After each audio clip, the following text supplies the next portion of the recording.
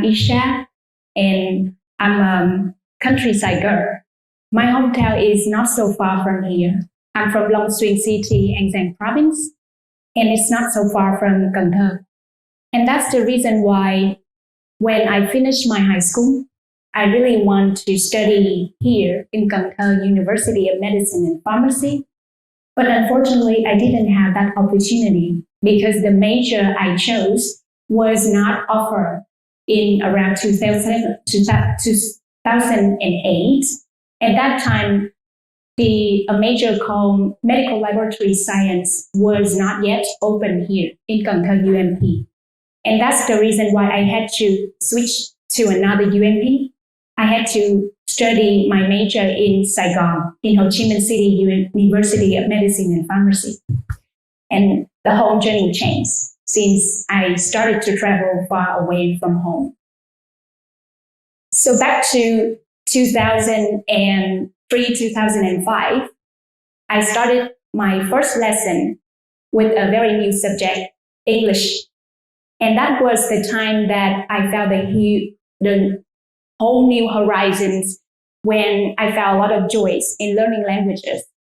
And I feel that I have been always so lucky when I had the chance to see so many wonderful teachers since my high school. They are so passionate with their job. And that's the reason why we feel the energy when we study the subjects that they taught us. And that's how I fell in love with English. And I have kept learning English since grade 6 at around, I think, 12 years old. And one day, my mom and we found a very interesting movie. It's called Still Evidence, or in Vietnamese version, we call that Bằng chứng thép. I think some of you may have been watching that series because it was so famous at around 2007, 2008. And since I watched that movie, I felt that, wow, it's so amazing that we can use medical technology and a lot of science advances to explain the event or the accidents or the murder cases. And I was obsessed by the way investigators and scientists working together with police officers to explore the reasons and find out the victim as well as the murderer. So I thought to myself that one day I would like to work in health science, or at least any kinds of sciences that I can use those technology to prove something so that I didn't need to explain much to other people. I just show them the evidence. So that's a very basic way that a lazy person would do. And I'm not an industrialist at all. I'm not a hardworking student or a child at all. And that's the reason why I decided that I would like to study something in health science. And in 2008, I finished my high school. So I decided that I'm going to pick up medical laboratory techniques as my university degree. And the first university I thought in my mind was Cần Thơ University of Medicine and Pharmacy. And honestly, today I'm so jealous with all of you because you have the chance to study at the UMP that I didn't have the chance. But universe offered me another chance. So I switched school and I chose Ho Chi Minh University of Medicine and Pharmacy as the next destination. And throughout 4 years studying at university, I really enjoyed my major. I found that science and medicines are all types of art. And in those fields of practice, we learn a lot of principles, medical knowledge, and theories. But the thing is that something serious, like I felt like there's a space, there's a gap that I don't understand why people in health sector communicated in a very different way. They have their own sets of languages. They have medical terminologies. And it's very hard to understand what they say sometimes. And I think many medical students who join us today, you do understand that healthcare science has its own language. And even in each of your major, you have your own terminology, your own medical technology terms that just people in your field understand, but other people in like outside of your field, or we call lay people, or people in the community find really hard to understand when you talk to them. And that's, I think, one of the first idea that came to my mind about the importance of communications. And as many of my peers, after graduation, we started our work life. So by chance, I found that nearby medical university at around that time, Sa Ngo University of Medicine and Pharmacy, they were looking for a medical lab tech. And luckily, I graduated as a medical lab tech. And by chance, I found the job there. So I started working there in 3 years, from 2013 to 2017. And by chance, just many things that happened randomly in my life, and I cannot explain everything, but at least now when I look back, I can connect the dot, and I found out that universe always finds a way to offer you what you deserve. As long as you keep trying, you keep believing yourself, and you keep looking forward to the bright futures. And one day in 2013, I received a very special call. And that call turns all of my journey upside down. One of my friends at medical school called me, and she asked me very softly over the phone. She asked, Sa, can you come over here to support us in Chợ Rẫy Hospital in 2 weeks clinical placement for our team? And she, over the phone, she told me a very new term called speech pathology, or in Vietnamese now we call ngôn ngữ trị liệu. That was the first time I heard that term. And it was like a jingle bell, the merry sound that we heard whenever Christmas is coming. And since that time until now, I have become a very long-term volunteer interpreter for that organization, the organization that supports Vietnam to develop speech pathology profession. And yesterday in Saigon, we celebrated a very special event where we held our first 11 Asian Pacific regions conference for speech, language, and hearing society. And we gathered the whole professionals in the field throughout Vietnam to join the event yesterday in District 7 in Ho Chi Minh City to congratulate everybody about the history, the achievement that we have gained in the speech pathology journey. And it's, for me, that event seems like a dream come true, because since I know about speech pathology, I'm in love with the science of communication. I'm in love with serving people with special needs, people with disability. And you might have heard about speech pathology or ngôn ngữ trị liệu, but you may not know that in speech pathology, we support people basically with communication needs and language needs. And we serve a very diverse population, including children, adults, teenagers, elderly people, and even people with dementia or people at their age life care. And I feel so proud whenever I think about this journey. I think throughout the conversations that I have been attended so far as a medical interpreter, I learned a lot from every people I see in the society. They come from very different backgrounds. I found myself working in very different settings, from special education school, in the therapy room, and then sometimes I work in the hospital with doctors from Vietnam and doctors from other countries coming to share with each other about clinical practice. Sometimes I found myself in the operation room working with international team, and they helping the surgeons in Vietnam to operate patients. And because of those working settings are so diverse, it seems to me that it's time for us to think more about the meaning of communication in life. And through the journey I have today, you can see that I have had time serving at Sa Ngo University of Medicine around this time, and then could you go back to the previous slide, please? And then from around 2013, 2016, as other peers, I signed up for a PhD program in Oxford Clinical Research Unit in the Tropical Diseases Hospital in Ho Chi Minh City. And that's why you see that I have time serving as a CNS student at Oxford.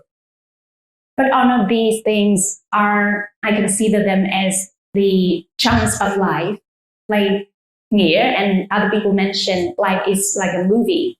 And we don't know what type of movies we are, what characters we are, and what are the twists and turns in our journey. We don't know that yet.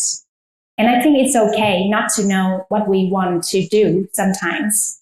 Or it's okay not to know who you are because you are so young now. And it's not easy to find out who we are, even for adults and elderly people. Sometimes we see them confusing, and sometimes we see them struggling with their own life situations. So not knowing what to do or not knowing who you are so natural. And it's okay to be like that. But it's not okay if you be like that the whole of your life. You know what I mean? And this reminds me of the moment when Nghĩa, one of our sponsors, came here and shared with us about his feeling when he would like to encourage young people here to keep thriving and get over the barriers and struggles so that you find who you are and you can have a better way to serve life. And through my story, I think the next chapter turns to a new journey when I got to know about speech pathology. And around that time, since 2017, I started to work as a medical interpreter. But at first, I started as a volunteer only because I didn't have any official training on the job. But one day, Trin Foundation Australia, the non-profit organization that supported us to develop speech pathology in Vietnam, they recruited a group of young Vietnamese people who would like to serve the new professions as medical interpreter, and they provided official training for all of us, around 16 individuals in 2 weeks. And that was the first training that I have ever attended.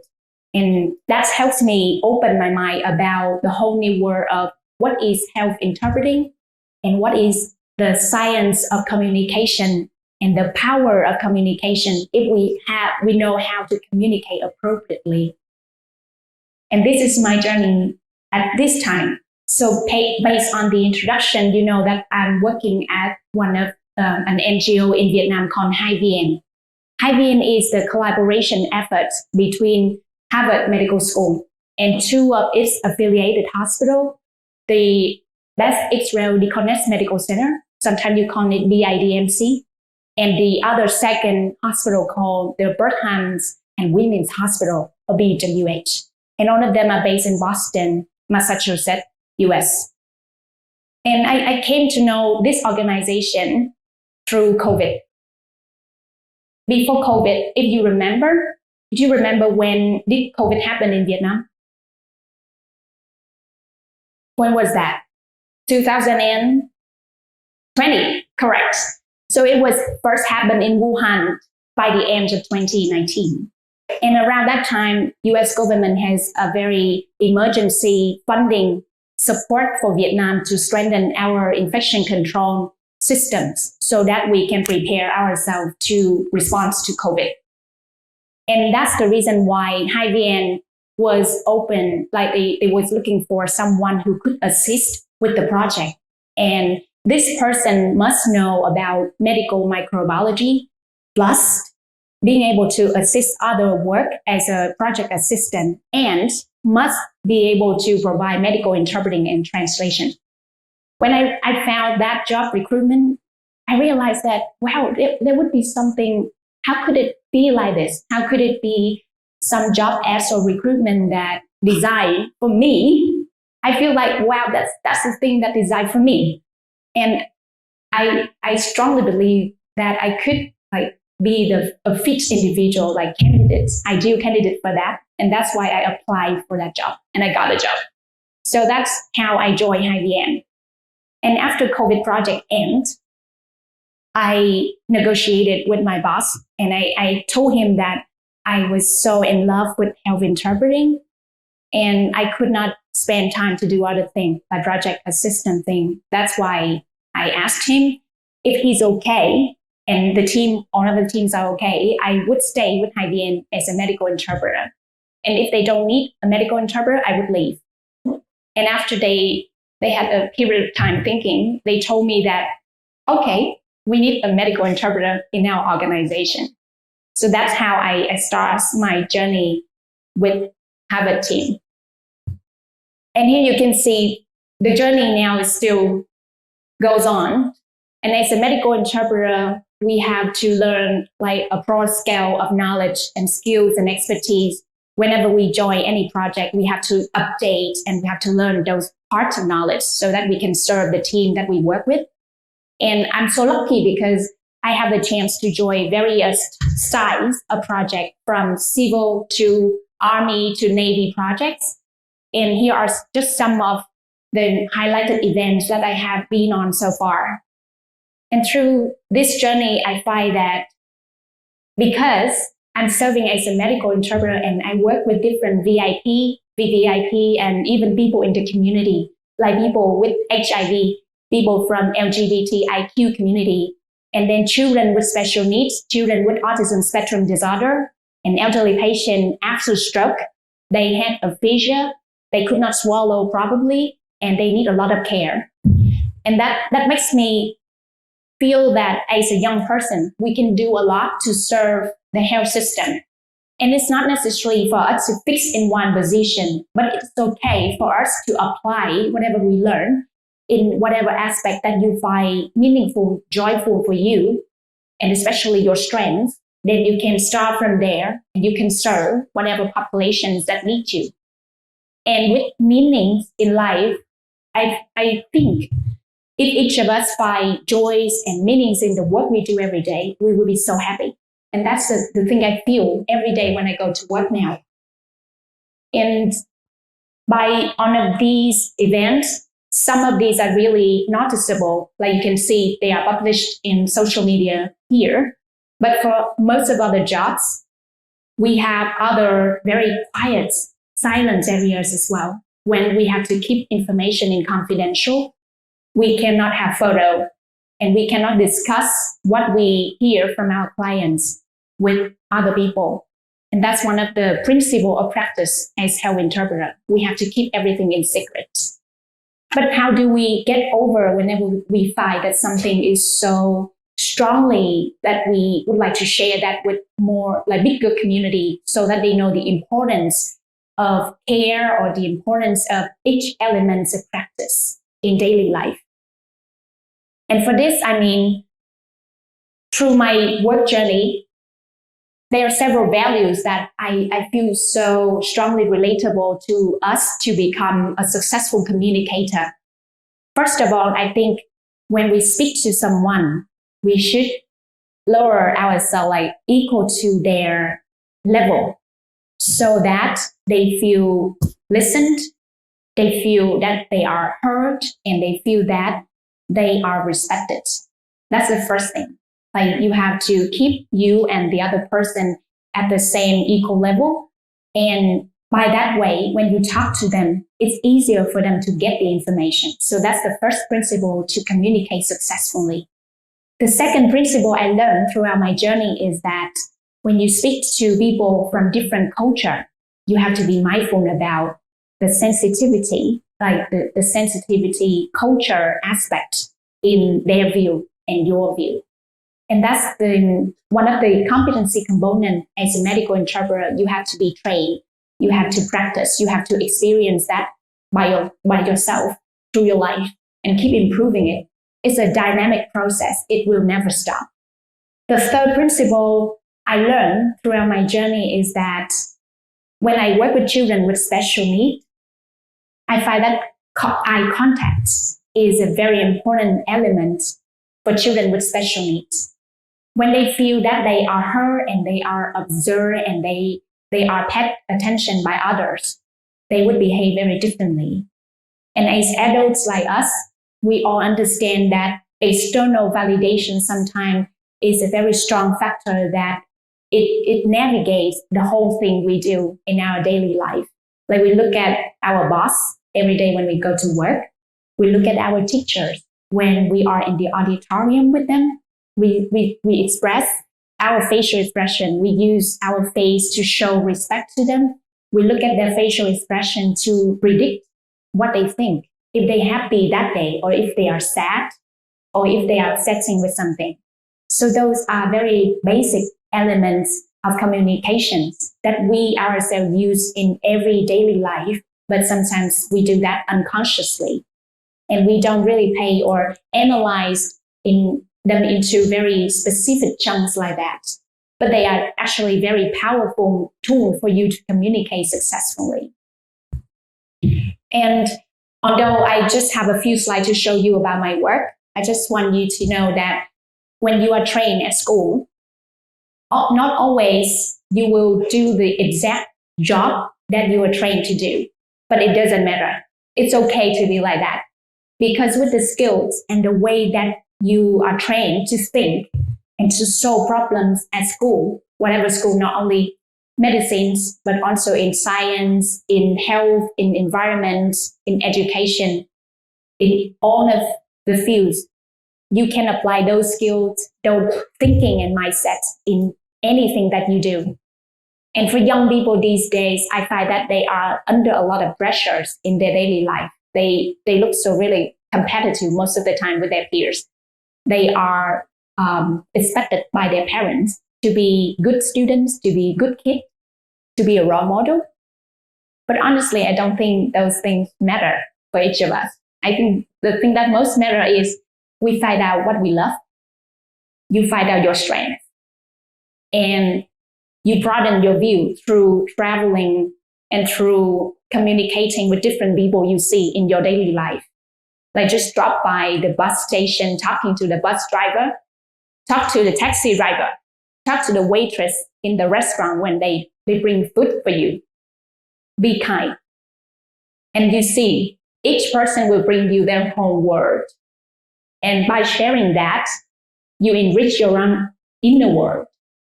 And the broader your inner world, the better for you and easier for you to make choices that most suitable for you and make you most happy when you graduate from school and when you choose to do the job that you love. And I think that's all for the first talk. I think it's I'm not sure if it's easy for people to relate to their case through my picture in my movie. And I'm not sure like what is the kind of movie is that? Honestly, I'm not sure what kind of character I am. And I think it's okay. But every day when I wake up and I go to work, I'm so in love with the job. And I find a lot of meaningful, interesting things. And I think for young people, that's okay for us. So you don't need big vision, but the more you grow up, the more thing you do, and the more talk you have with people surrounding you, you will see what are the next steps that's suitable for you. And it's okay to be confused. It's okay to not know what to do. And you will be okay by the end if you get along well with the feeling of not okay. Thank you.